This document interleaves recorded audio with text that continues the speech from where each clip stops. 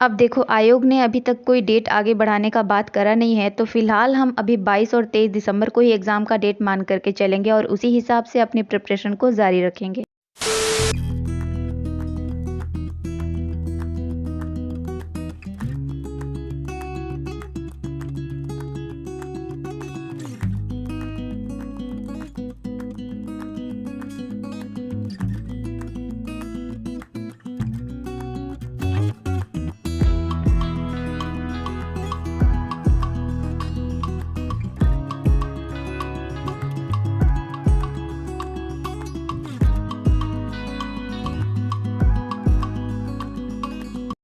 Hello everyone, उम्मीद करती हूँ आप सभी अच्छे होंगे और पढ़ाई भी आप लोगों की अच्छी हो रही होगी। बिकॉज अब नवंबर का महीना आ गया है और एग्जाम में बस एक महीना ही बचा हुआ है। यही एक महीना आपका निर्णायक होने वाला है। अब देखो, आयोग ने तो कोई डेट अभी तक आगे बढ़ाने का बात करा नहीं है, तो अभी हम फिलहाल 22 और 23 दिसंबर को ही एग्जाम का डेट मान करके चलते हैं आरओ के लिए। तो यहाँ पर मैं कुछ बुक लिस्ट आप लोगों के साथ शेयर कर रही हूँ। जीएस आप जीएस पॉइंटर से रेडी कर सकते हो। करंट के लिए दृष्टि पढ़ो 4 से 5 बार और RO previous year question paper analysis देख लेना। उसके बाद आपको हिंदी के लिए प्रदीप बाहरी या आदित्य पब्लिकेशन का हिंदी बुक आप फॉलो कर सकते हो और टेस्ट के लिए आप ध्येय आईएएस या फिर दृष्टि आईएएस का कोई भी एक टेस्ट लगा सकते हो। तो ये है आरओ के लिए कुछ इंपॉर्टेंट बुक लिस्ट। और अभी मैं सुन रही हूँ भजन, बिकॉज सुबह सुबह का टाइम है।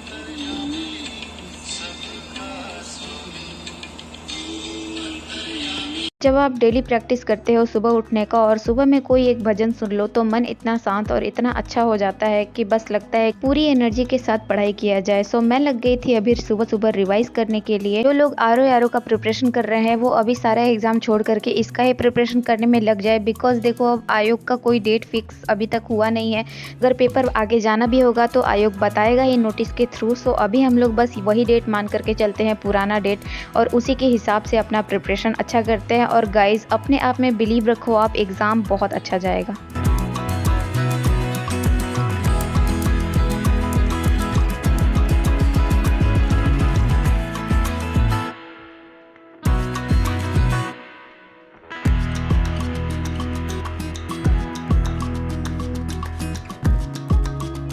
स्टडी के दौरान मुझे सब्जी वाले अंकल का आवाज़ सुनाई दिया और सब्जियां भी कुछ कुछ हमारे यहाँ पे ख़त्म ही थी, तो मैंने सोचा कि जा करके कुछ सब्जी ले लेती हूँ।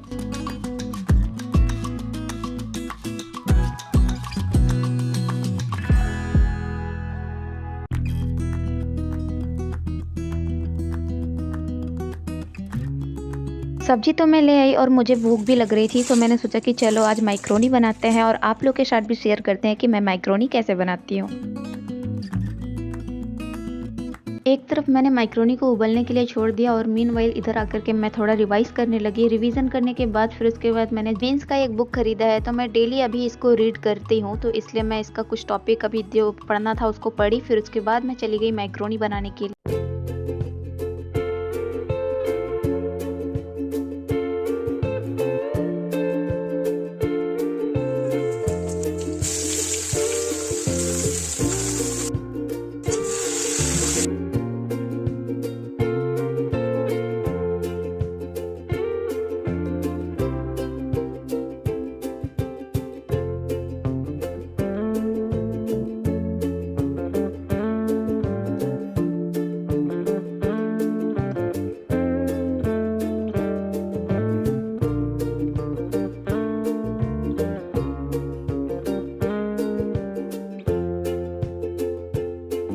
One hour later. तो गाइज, नाश्ता तो मैंने भरपेट कर लिया था। उसके बाद मैं वापस से पढ़ने के लिए बैठ गई। और नवंबर गाइज, आप लोग को इतना मन लगा के पढ़ना है ना कि मतलब समझ लो आपने कभी इस तरीके से पढ़ाई ही नहीं किया होगा। आई नो सबको सोने का मन करता है, सुबह जल्दी उठने का बहुत कम ही लोगों का मन करता है, बट सफलता त्याग मांगता है। मुझे लगता है आपको खुद भी ये चीज रियलाइज होता होगा गाइज कि आप जब अपने कंफर्ट जोन में रहते हो तो आप कम से कम प्रोडक्टिव रहते हो। वहीं जब आप अपने कंफर्ट जोन को त्याग करके कुछ अच्छा करने की कोशिश करते हो, आपको खुद ब खुद फील होगा यार मेरे अंदर इतना पोटेंशियल है, मुझे पता ही नहीं था। मतलब पढ़ाई इस तरीके से करनी है कि जब आप सोने जाओ तो आप एकदम चैन की नींद सो सको, कि यार कोई गिल्ट ना हो आपको। उस सुकून भरी नींद की बात ही कुछ अलग होती है, जब आप दिन भर पूरा मेहनत करे रहो और रात में बस सोना रहे, फिर सुबह उठ करके वही रूटीन फॉलो करना है। सो आई रिपीट कि नवंबर मंथ में बहुत अच्छे से पढ़ाई करना है और दिसंबर का जो 15 दिसंबर तक है, आप अब तक का टारगेट सेट कर लो कि आज कितना तारीख है। अब जब मैं ये वीडियो रिकॉर्ड कर रही हूँ, आज 4 नवंबर है। पिछली बार 69th बीपीएससी में एक क्वेश्चन पूछा था कि गंडक नदी का पुराना नाम क्या है। सो यहाँ पर है नारायणी ऑप्शन में था, यही टिक करना था। तो नारायणी एंड सालिग्राम के नाम से गंडक नदी को जाना जाता था। इसकी लंबाई 640 किलोमीटर है। और आपको एटलीस्ट 15 दिसंबर तक का टारगेट सेट करके चलना है और जितना भी आप रिवाइज कर सकते हो अपने शॉर्ट नोट्स को रिवीजन कर डालो, टेस्ट का एनालिसिस कर डालो और एग्ज़ाम के जस्ट एक हफ्ते तक आप कोई भी टेस्ट मत लगाओ, जितना भी एनालाइज किए हो उस चीज़ को पढ़ो। तो गाइज़ इसी बीच मेरा बीपीएससी का भी एग्ज़ाम है, अभी मैंने हाल ही में फॉर्म भरा है उसका, तो मुझे इसके लिए भी अलग से पढ़ना पड़ रहा है, बिहार स्पेशल। एंड मैंने अभी खान सर का एक बीपीएससी के लिए टेस्ट सीरीज परचेज़ किया है। सो अभी मैं टेस्ट लगा रही थी। दोपहर में मैंने बनाया था सिंपल सा सब्जी रोटी। गाइस कहते हैं ना, कंसिस्टेंसी बहुत मैटर करता है। आज मैंने देख भी लिया ऑलमोस्ट। मेरा ये जो साइंस का पूर्वावलोकन है, इसका मैंने फिजिक्स और केमिस्ट्री 2 बार रिवाइज भी कर लिया है और ये भी रिवीजन ही चल रहा था। 2 बार मैंने इस पूरे बुक को अच्छे से रिवाइज कर लिया है और अभी मैं लास्ट टॉपिक पर हूँ। ये विविध का चैप्टर है और बस इतना बचा हुआ है। इधर ये इसका थोड़ा दिया हुआ है टॉपिक और इसके बाद इधर क्वेश्चन आंसर दिए हुए हैं। तो कुछ दिन में 2 से 3 दिन में मुझे लगता है ये भी समाप्त। 2 दिन से ज़्यादा समय नहीं लगेगा मुझे लगता है। कहते हैं ना, डरना नहीं चाहिए। देखो, जो लोग पहली बार देख करके डर जाते हैं कि अरे यार इतना मोटा बुक है, इसको कैसे हम लोग पढ़ेंगे, पर धीरे धीरे थोड़ा थोड़ा ऐसे थोड़ा डिवाइड करके आप जब पढ़ने लगोगे ना, और जब आपको मज़ा आने लगेगा पढ़ते समय, तो फिर देखो किस तरीके से सारा चीज़ कवर हो जाता है। यहाँ पर एक इम्पॉर्टेंट फैक्ट दिख रहा था एज़ यूजुअल, तो फिर मैं आप लोगों के साथ इसको शेयर कर रही हूँ। लाइट ऑन कर लेते ताकि अच्छी लाइट आए थोड़ी।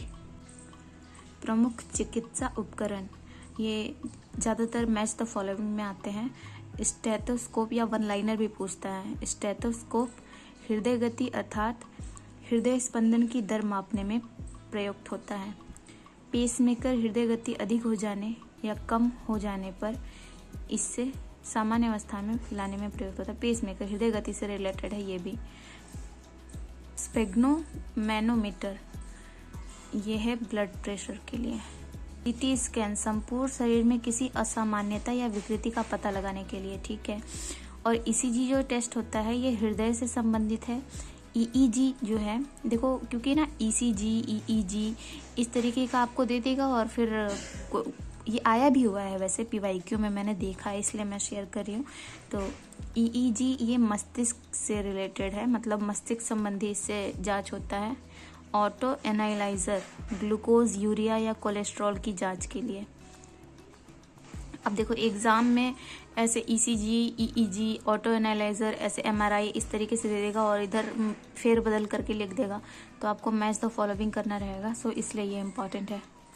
फिर है एमआरआई, मैग्नेटिक रेजोनेंस इमेजिंग। अब देखो एक बार एमआरआई का ये फुल फॉर्म भी पूछा हुआ है। सो मैग्नेटिक रेजोनेंस इमेजिंग संपूर्ण शरीर या अंगों में असामान्यता या विकृति का पूर्णतः सही पता लगाने में ये प्रयुक्त होता है। सो ये है कुछ इम्पोर्टेंट फैक्ट। आप चाहो तो इसका एक स्क्रीनशॉट भी ले सकते हो गाइस। साइंस का टॉपिक कंप्लीट करने के बाद फिर मैं पढ़ रही थी क्रॉनिकल। वैसे देखो तो दिन भर में कितने सब्जेक्ट पढ़ने पड़ जाते हैं, कभी कभी तो टारगेट कंप्लीट भी नहीं होता है, बट इट्स टोटली नॉर्मल। फिर मैंने एक एप्पल खाया और फिर उसके बाद वापस से पढ़ने के लिए बैठ गई। सो गाइज आज के लिए बस इतना ही। आई होप कि आपको वीडियो हेल्पफुल लगी होगी। मेहनत करते रहो गाइज, एक दिन सफलता हमारे हाथ में होगी। सो मिलते हैं आपसे नेक्स्ट वीडियो में। भगवान करे आपका दिन शुभ हो। Take care and Tata.